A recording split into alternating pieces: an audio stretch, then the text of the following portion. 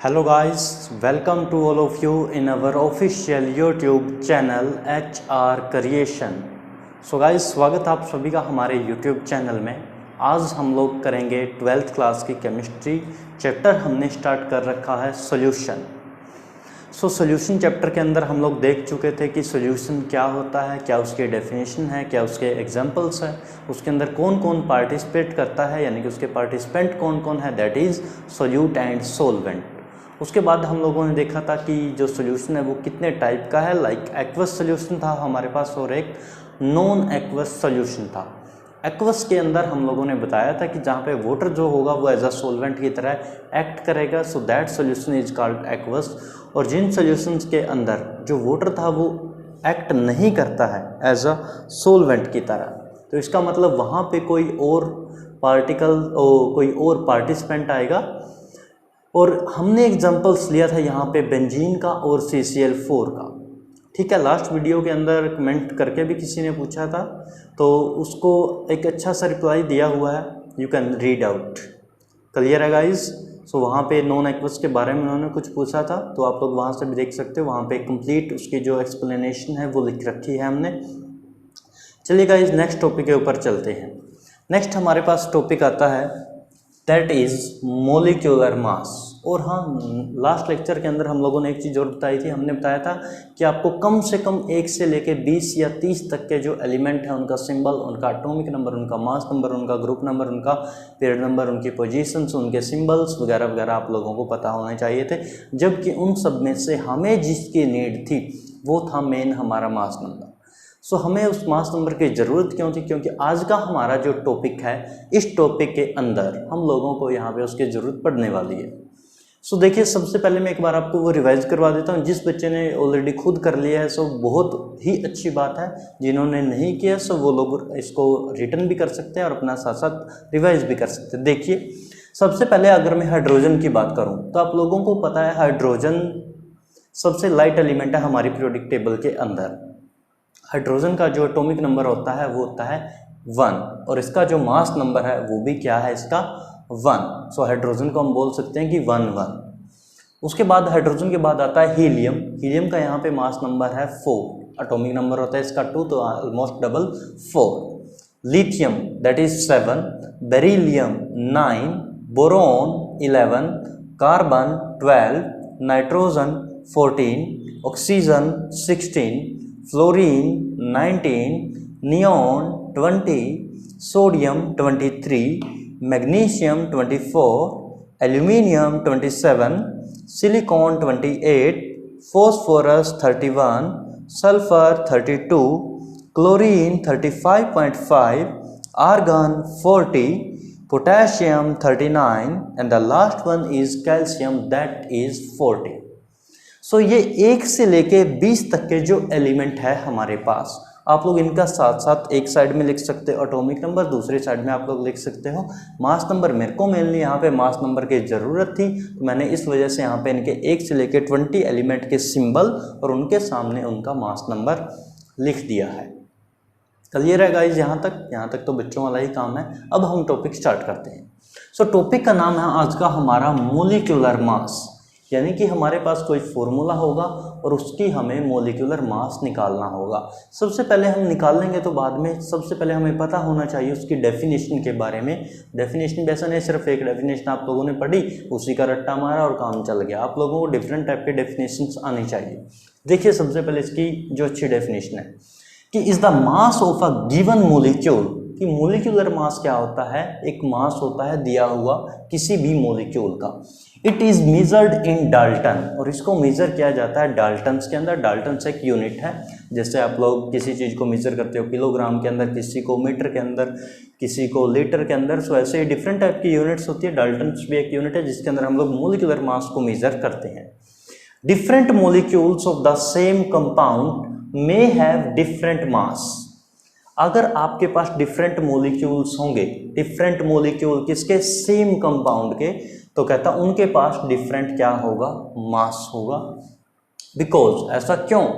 They contain different isotope of an element. कहता इनके पास क्या है, डिफरेंट टाइप के आइसोटोप इन्होंने यूज कर रखे होंगे, और ये डिफरेंट टाइप के आइसोटोप कहाँ से आए, किसी भी एलिमेंट से। क्योंकि ऐसा नहीं होता कि एलिमेंट अगर हमने हाइड्रोजन लिखा है तो इसका कोई आइसोटोप नहीं होगा।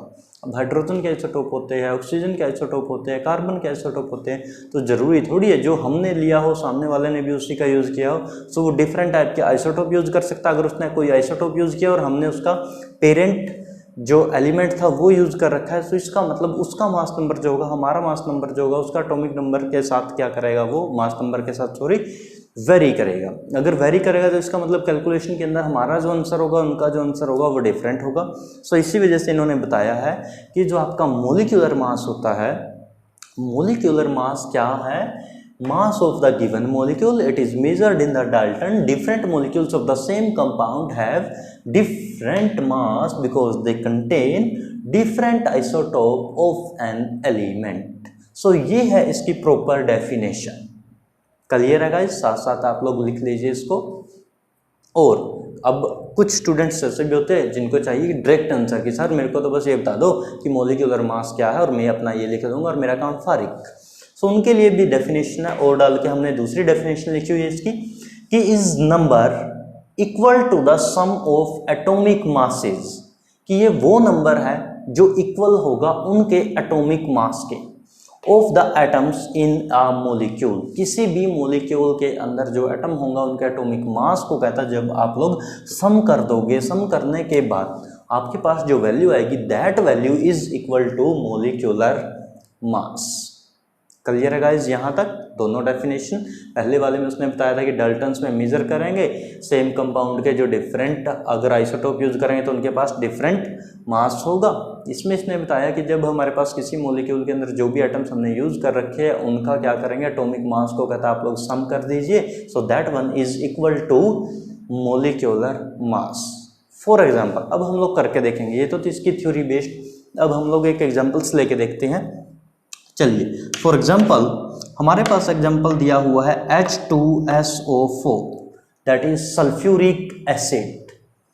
ठीक है, H2SO4 sulphuric acid, king of acid. अब देखिए इसका हमें क्या कैलकुलेट करना है, मोलिक्यूलर मास। मोलिक्यूलर मास कैलकुलेट करना है और अकॉर्डिंग टू डेफिनेशन इसने बताया था कि जितने भी हमारे पास एटम्स हैं उन एटम का जो एटॉमिक मास होगा उसको सम कर दीजिए, सम करने के बाद जो वैल्यू होगी that is equal to molecular मास।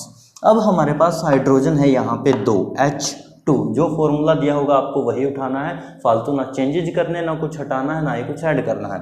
तो यहाँ पे दिया हुआ है H2SO4। अब H2 इसका मतलब 2 हाइड्रोजन, और एक हाइड्रोजन की वैल्यू कितनी दी हुई है यहाँ पे, एक हाइड्रोजन की वैल्यू 1 है, तो 2 हाइड्रोजन की वैल्यू कितनी हो जाएगी 2, तो मैंने यहाँ पे लिख दिया 2। उसके बाद इसने बोलता कि सम करना है तो एडिशन का साइन डाल देंगे। उसके बाद है हमारे पास S यानी कि सल्फर। सल्फर का देखिए यहाँ पे मास नंबर क्या है, आप लोगों के लिए पहले इजी करने के लिए इसी वजह से हमने इनकी टेबल बना दी थी। तो सल्फर का है यहाँ पे 32, तो ऐड करेंगे इसके अंदर 32 प्लस, उसके बाद है हमारे पास ऑक्सीजन, और कितने ऑक्सीजन है O4 यानी कि 4 ऑक्सीजन। पहले एक ऑक्सीजन का देखते हैं, ये रहा हमारा ऑक्सीजन। ऑक्सीजन की वैल्यू यहाँ पे दी हुई है 16, और अगर हमारे पास 4 है तो 16 into 4 is equal to 64। Clear है गाइस। अब इनको क्या करेंगे, देखिए पहले चेक करेंगे कि सारा कुछ लिख भी दिया है या नहीं। सबसे पहले H2 था, H2 का 1 था लेकिन हमारे पास 2 है तो हमने लिखा 2। सल्फर 1 है, सल्फर का यहाँ पे 32, तो ये रहा 32। उसके बाद ऑक्सीजन यहाँ पे 4 है, एक ऑक्सीजन का है 16, तो 16 into 4 that is equal to 64। अब हम इनका क्या करेंगे, सम करेंगे। तो देखिए 4 और 2 6 और 2 8, 6 और 3 9, तो ये किसके इक्वल आया गाइस 98। इसका मतलब हम लोगों ने यहाँ पे क्या कैलकुलेट किया है, मोलिक्यूलर मास। किसकी हेल्प से कैलकुलेट किया, उनके एटॉमिक मास या फिर मास नंबर की हेल्प से। किस डेफिनेशन के अकॉर्डिंग किया, नीचे वाले डेफिनेशन के अकॉर्डिंग। उनके एटॉमिक मास को हमने क्या कर दिया, सम कर दिया। सो अब जरूरी नहीं है आपके पास H2SO4 ही हो, क्योंकि जब आप लोग न्यूमेरिकल्स करोगे तो आपके पास डिफरेंट टाइप के मोलिक्यूल्स दिए हुए मिलेंगे, कंपाउंड्स दिए हुए मिलेंगे। सो नेक्स्ट मैं आप लोगों के लिए दे रहा हूं क्योंकि ये बच्चों वाला काम है, कोई इतना मुश्किल नहीं है। नेक्स्ट लेक्चर के अंदर आप लोगों से पूछा जाएगा। सबसे पहले आपके पास जो आप लोगों के लिए एग्जांपल है दैट इज HCl नंबर 1, दूसरा आपके पास NaOH number 2, KOH number 3, CaOH device calcium hydroxide number 4। तो ये 4 एग्जांपल्स और इनके बाद डाला हुआ है क्वेश्चन मार्क, यानी कि ये आप लोगों का काम है जो आप लोगों को करना है। तो ये हमारा टॉपिक है मॉलिक्यूलर मास फाइंड आउट करने का तरीका with definitions, with examples, with उनके symbols, mass number, atomic number and वगैरह वगैरह। क्लियर है गाइस? यहाँ तक अगर किसी को डाउट हो तो you can ask with give a comment. So यहाँ पे हम लोग इसको फिनिश करते हैं मॉलिक्यूलर मास को। चलिए नेक्स्ट चलते हैं। नेक्स्ट हमारे पास टॉपिक आता है गाइस जिसका नाम है मोल, MOLE, मोल। मोल का सिंबल दिया हुआ है हमारे पास स्मॉल n, ठीक है। मोल को हमेशा लिखते हैं हम लोग स्मॉल n से, ये इसका सिंबल है। अब अगर हमें कोई कहे कि मोल का फॉर्मूला क्या होगा, जैसे हमने इसका फॉर्मूला बना दिया, अब इसका फॉर्मूला क्या हो गया कि जितने भी एटॉमिक मास है सबको सम कर दो, जो वैल्यू होगी that is equal to molecular mass. ऐसे ही अब हम लोगों को फॉर्मूला देना है उसको मोल का। अब मोल का फॉर्मूला बड़ा सिंपल है, जितना भी आपको सब्सटेंस का वेट दिया हुआ हो ग्राम्स के अंदर, या अगर उसने किलोग्राम में दिया तो that you can convert into gram. Clear? So guys आप लोगों के पास जो वेट होगा, wait of the substance in gram, clear, divide by molecular mass. इसी वजह से हमने मोलिकुलर मास को पहले निकालना सीखा कि वो है क्या, क्योंकि अब हमें इसके अंदर इसकी ज़रूरत पड़ेगी।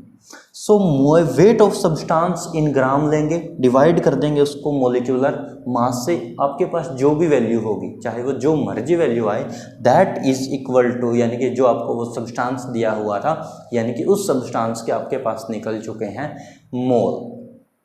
क्लियर है? ये तो है इसका फॉर्मूला और सिंबल। चलिए अब हम लोग इसको निकाल के देखते हैं कि ये निकलता कैसे है हमारे पास विद एग्जाम्पल्स के साथ। सो देखिए गाइज, नेक्स्ट आप लोगों ने वो देख लिया है फॉर्मूला कि मोल कैसे निकालते हैं, wait of the substance in gram divide by molecular mass. चलिए अब उसको थोड़ा सा और प्रोसीड करते हैं। ये तो क्योंकि हम लोग इसको बोल सकते हैं कि ये तो हमने सिर्फ इसका क्या देखा है, फॉर्मूला देखा है। सो सिंबल अगर मैं मोल की बात करूं तो यहाँ पे हम लिख सकते हैं MOL, जो हमने बोला था उसको हम लिखेंगे MOL, मोल, ठीक है।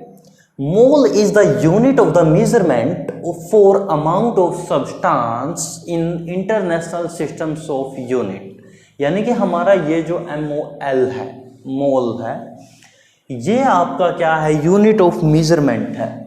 यूनिट ऑफ मेजरमेंट किसकी measurement? For amount of substance, जो भी आपका सब्सटेंस होगा उसके अमाउंट को मेजर करने के लिए ये हमारे पास एक टाइप की यूनिट है in the international systems of unit. और कहाँ पे?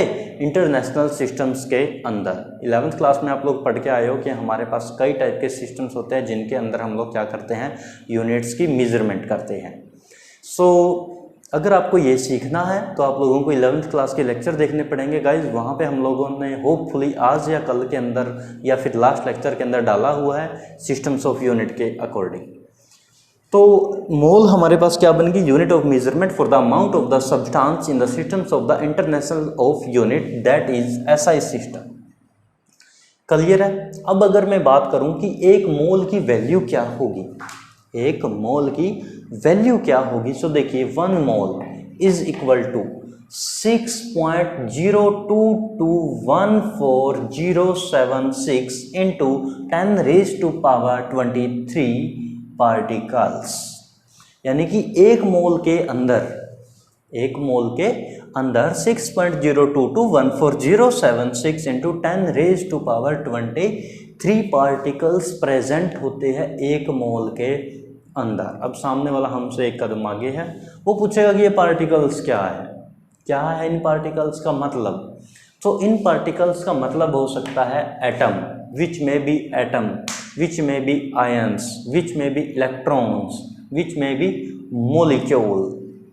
सो ये कुछ भी हो सकते हैं, वो डिपेंड कौन करेगा, जब हम न्यूमेरिकल्स करेंगे उसने दिया क्या होगा हमें उसके अकॉर्डिंग। सो 1 मोल की value 6.0221407 into 10⁻23 particles and which may be atoms, ions, molecules और electrons। क्लियर है गाइस यहाँ तक? चलिए, ये तो थी इनकी डेफिनेशन और ये था इनका इंटरनेशनल सिस्टम के अंदर, और ये नीचे जो हमने देखा ये था मोल का फॉर्मूला विद उसका जो सिंबल है। अब हम क्या करेंगे, न्यूमेरिकल्स निकाल के देखेंगे कि हमने जो बातें बोली है क्या वो सही भी है या वो नहीं है। सो देखिए guys, first numerical question number 1 है, calculate the number of moles present in 20 grams of NaOH।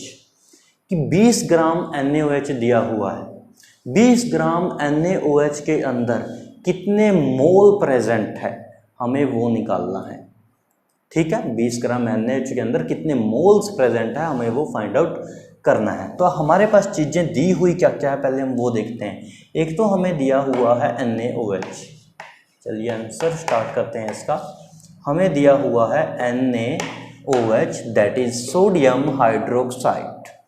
दूसरा हमें दिया हुआ है इस NaOH का वेट, तो मैं लिख देता हूँ यहाँ पे कि वेट दिया हुआ है हमें 20 ग्राम।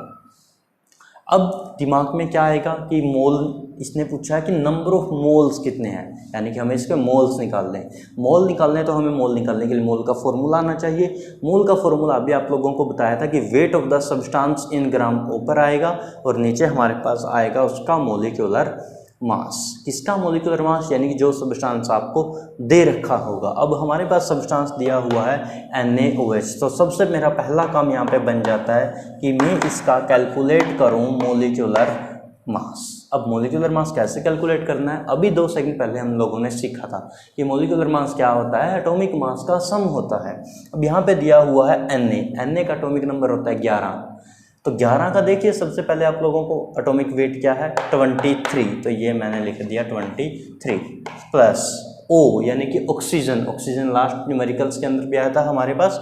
ऑक्सीजन का हमारे पास वैल्यू आती है 16, एक ही है तो हम एक ही लिखेंगे 16। हाइड्रोजन, हाइड्रोजन का हमें पता है 1, एटॉमिक नंबर भी मास नंबर भी, तो ये रहा 1। कर दीजिए इनको सम, 1 और 6 7 और 3 10 2 40 2 1 1, तो ये हमारे पास बन जाता है 40। यानी कि हमने जस्ट कुछ नहीं किया, इनके एटॉमिक मास को उठाया NaOH के, Na का, O का और H का, और इन सबको सम कर दिया, और ये आपके पास जो 40 वैल्यू आई है, यानी कि ये NaOH का निकल के आ गया आपके पास मोलिकुलर मास। बट न्यूमेरिकल्स में तो उसने हमसे पूछा था मोल, तो मोल कैसे निकालेंगे, मोल का फॉर्मूला देखिए, wait of the substance in gram divide by molecular mass. तो इसी फॉर्मूले के अकॉर्डिंग हम यहाँ पे वैल्यू रखते हैं। देखिए सबसे पहले रखना है weight of substance in gram. Weight कितना दिया हुआ 20 ग्राम, तो यहाँ पे मैंने लिखा 20। वेट ऑफ सब्सटेंस था जो कि ग्राम के अंदर था 20 ग्राम।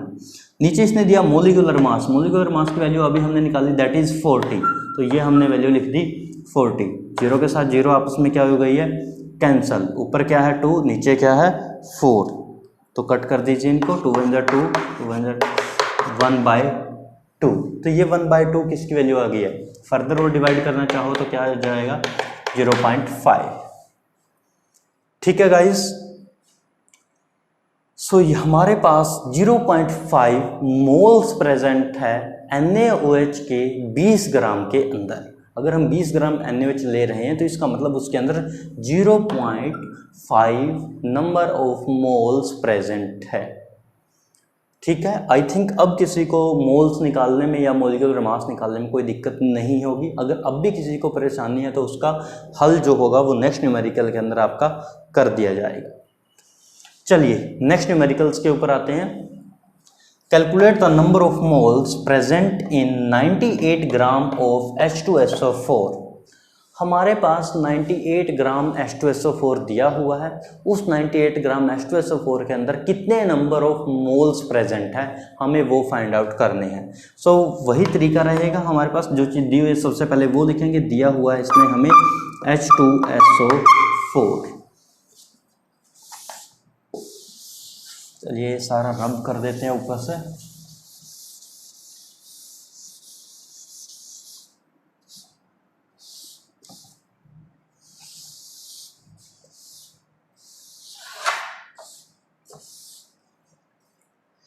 तो calculate the number of moles present in 98 gram of H2SO4। तो उसने हमें दिया H2SO4, H2SO4 दिया, कितना वेट दिया इसने हमें, वेट दिया 98 ग्राम। ठीक है, 98 ग्राम दिया है H2SO4 का वेट। तो फॉर्मूला हमें पता है, ऊपर हमें रखना है वेट और नीचे हमें रखना है इसका मोलिकुलर मास। और अभी 2 सेकंड पहले हम लोगों ने एक न्यूमेरिकल्स निकाला जिसके अंदर हम लोगों ने मोलिकुलर मास को ही कैलकुलेट करना सीखा था।